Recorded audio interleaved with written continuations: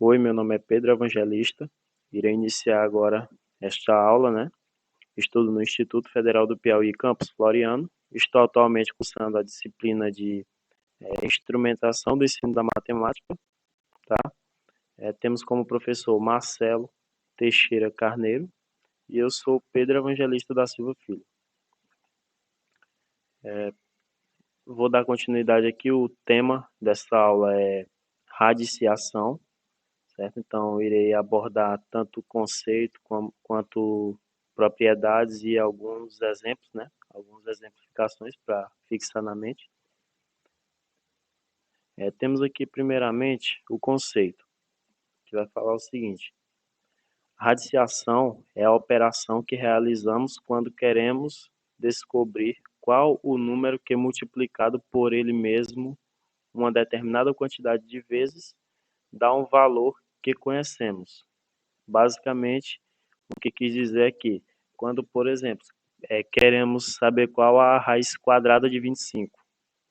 Então, na verdade, a gente quer descobrir um valor que, multiplicado por ele n vezes, e esse n vai ser determinado pelo índice do radical, a gente vai já ver mais à frente. Então, quando a gente quer saber, por exemplo, a raiz quadrada de 25, a gente quer saber um valor que, multiplicado por ele n vezes, uma determinada quantidade de vezes, resulta no próprio 25, que é o que a gente está querendo descobrir a raiz, certo? Então, a gente vai descobrir que 5 vezes 5 é 25. Então, o 5 é a raiz quadrada de 25, tá? Mais ou menos isso que quis dizer o conceito. Temos aqui um exemplo. Qual o número que, multiplicado por ele mesmo 3 vezes, dá como resultado 125? É mais ou menos o que eu quis dizer anteriormente. Então, por tentativa, podemos descobrir que 5 vezes 5 vezes 5 é igual a 125, né? Ou seja, o 5 3 vezes, né, multiplicado por ele mesmo, como disse anteriormente, é 125. Ou seja, o 5 ao cubo, né, o 5 elevado a 3, é igual a 125. Escrevendo na forma de raiz, temos o seguinte, que a raiz cúbica de 125 é igual a 5. Ou seja, como eu havia dito antes, a gente queria encontrar qual número multiplicado por ele 3 vezes dá 125. Ou seja, a gente queria saber a raiz quadrada do 125, que é exatamente o número que, multiplicado por ele mesmo 3 vezes, daria esse valor. Tá? Então, a raiz cúbica de 125 é 5. Portanto, vimos que o 5 é o número que estamos procurando, ou seja, a raiz. A respeito do símbolo agora. Para indicar a radiciação, usamos a seguinte notação. Temos a notação aqui, ó, raiz n de x. Então, temos o índice do radical, né? E o radicando está dentro da raiz. Sendo que n lá em cima é o índice do radical, né? Como eu havia dito. É o radicando. O n é a quantidade de vezes que a raiz vai se multiplicar por ela mesma para resultar no radicando. Tá? Temos aqui exemplos. Diz o seguinte, que se encontrarmos essa expressão em algum lugar, a gente pode ler essa mesma expressão como raiz quadrada de 400. Então, se tem uma raiz, o índice do radical, o índice do radical é 2, e temos um valor dentro do radical, então, ou seja, um radicando, então temos que é raiz quadrada desse valor que está dentro, que no caso é 400. Nesse outro caso, temos um 3 no índice do radical. Então, raiz cúbica, lê-se raiz cúbica de 27. Tá? Nesse outro caso, já temos um 5 no índice do radical, então vai ser raiz quinta de 32. Raiz quinta de 32. e assim por diante, tá? Agora temos aqui uma das partes mais interessantes a respeito da radiciação. Temos aqui as propriedades. Com essas propriedades, quem já usou essas propriedades sabe que elas são muito importantes na hora de resolver questões, na hora de resolver questões tanto em provas na escola ou provas de vestibular ou concurso. Então, essas propriedades são muito úteis, elas resumem bastante a forma de resolver a questão, tornando muito mais rápida a resolução. A primeira propriedade é essa aqui. Temos que sabemos que a potenciação é o inverso da radiciação. Então, se a potenciação ela é o inverso da radiciação, podemos transformar um radical, uma expressão desse tipo aqui, que está aparecendo no primeiro termo dessa igualdade, no primeiro membro, aliás, e podemos transformar ela nessa expressão que está no segundo membro dessa igualdade, porque a radiciação é o inverso da potenciação. Dessa maneira que está explicando aqui. Ó.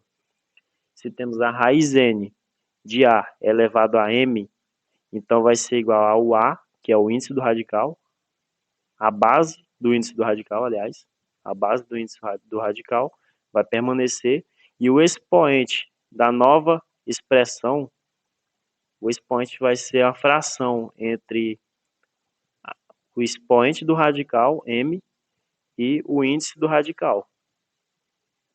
Aliás, expoente do radicando, perdão. E o índice do radical. Então, temos que raiz n de A elevado a m nada mais é que A elevado a m sobre n. Então, para explicar melhor, quando eu costumo explicar para alguém, eu falo o seguinte.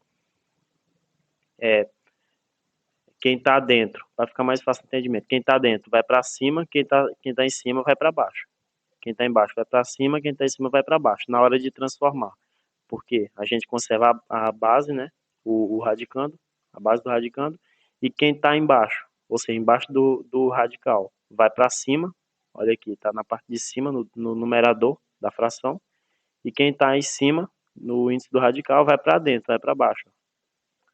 Então, quem está embaixo vai para cima, quem está em cima vai para baixo. Fica mais fácil de visualizar dessa forma. Tá?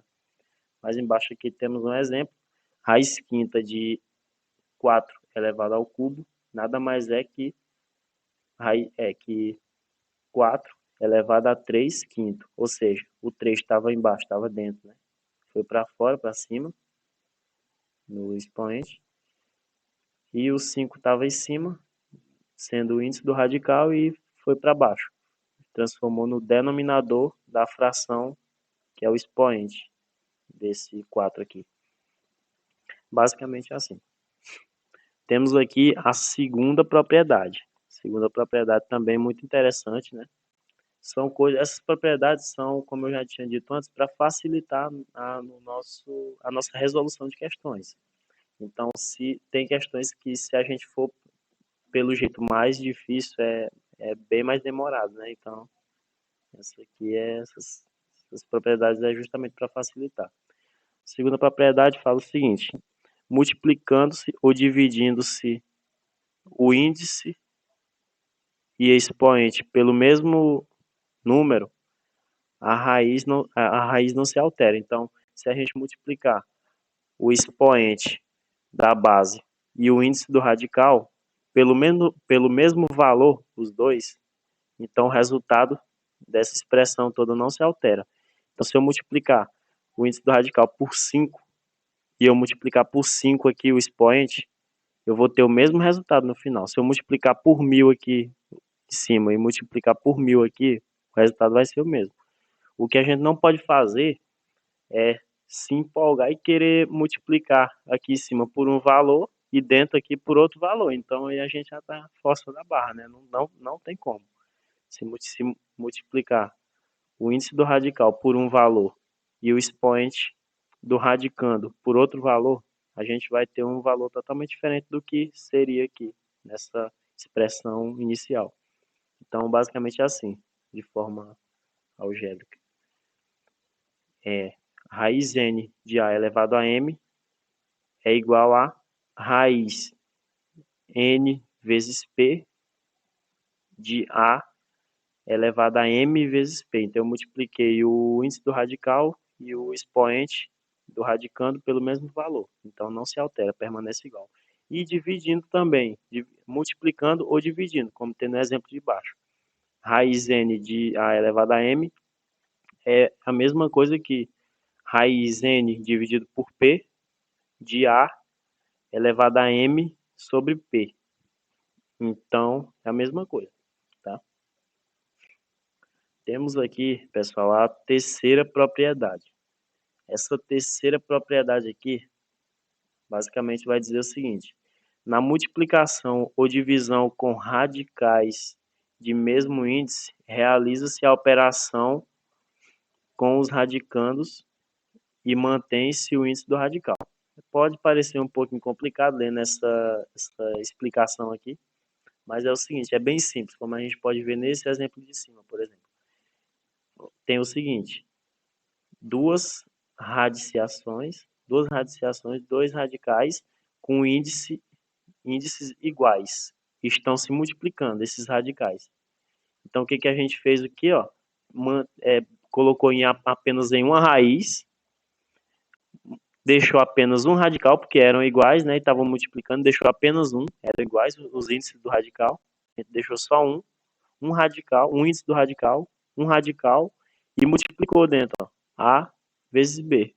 Ficou simples, né? Então, se raiz n de A vezes raiz n de B é igual a raiz n de A vezes B. Então, basicamente, duas radiciações se multiplicando se transformaram em apenas uma radiciação. E a multiplicação ficou interna aqui dentro da raiz, ou seja, no índice do radical. E os valores permanecem iguais, né?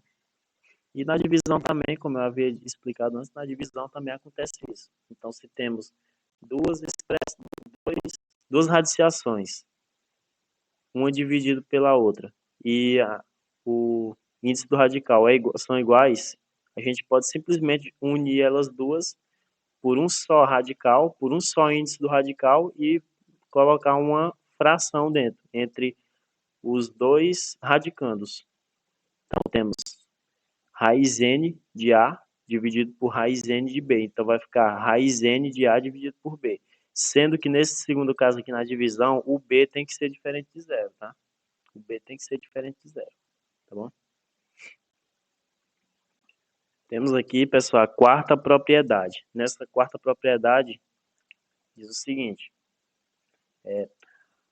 a potência da raiz pode ser transformada no expoente do radicando para que a raiz seja encontrada.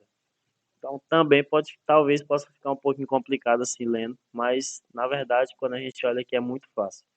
Então, temos que, se a gente tiver, entre parênteses, tiver uma raiz n de algum valor, e tudo isso, toda essa radiciação tiver elevado a um outro valor, podemos simplesmente pegar esse valor que está elevando e descer para dentro para ser o expoente do radicando.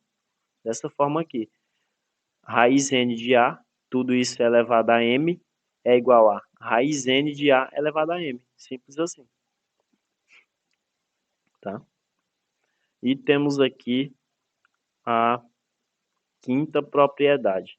Na quinta propriedade, ela diz mais ou menos o seguinte. Diz assim, a raiz de uma outra raiz pode ser calculada mantendo-se o radicando e multiplicando-se os índices. Basicamente é isso mesmo que a gente vê aqui em cima. Se a gente tem a raiz de uma outra raiz, a gente simplesmente vai multiplicar os índices do radical e manter o radicando. Dessa forma aqui, tínhamos raiz n de raiz m de A e o resultado ficou raiz n vezes m de A. Simples assim, tá? Então, essas aqui são as referências, agradeço, espero que tenha ficado bem claro. Obrigado.